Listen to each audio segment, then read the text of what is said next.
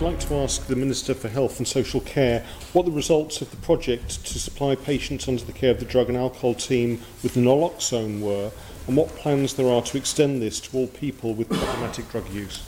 Well, I'm the Minister for Health and Social Care, Mr Ashford. Thank you, Mr President. In 2016, the Department's Mental Health Service Drug and Alcohol team introduced a take-home naloxone, also referred to as TNHN, training programme aimed at providing training for staff and patients to recognise and to administer naloxone in the event of an opioid overdose. During the pilot study period, which ran from the 31st of October 2016 to the 31st of October 2017, 87 naloxone kits were issued, with 74 people accepting and completing the training. During the study period, there were 6 cases where a naloxone kit was used to reverse the effects of overdose, with evidence of people having used the skills they had learned during the training to save a life.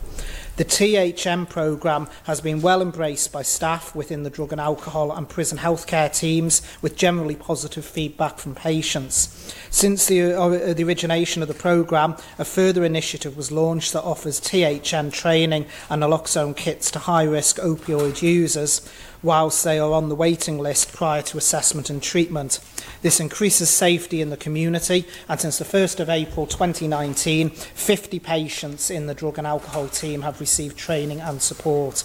In terms of extending the remit and availability of the THN training, the Department is currently reviewing the Medicines Act with a view to proposing amendments that will enable any registered practitioner to undertake the training and therefore provide kits in the community.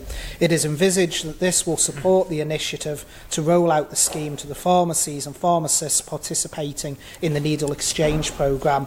The initiative is to undertake this is being led by Public Health. Supplementary question, Dr Allinson. Thank you, Mr President. I'd like to thank the Minister for his comprehensive response.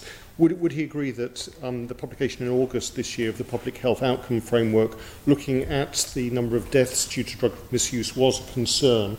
Whilst this wasn't just in terms of overdose, it did show a problem, and we've seen on the adjacent aisle increasing deaths due to opioid overdose.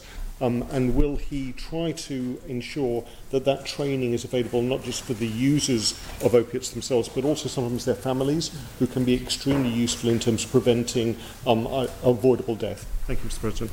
Minister to reply. Thank you, Mr President. I would agree with the comments made by the Honourable Member for Ramsey.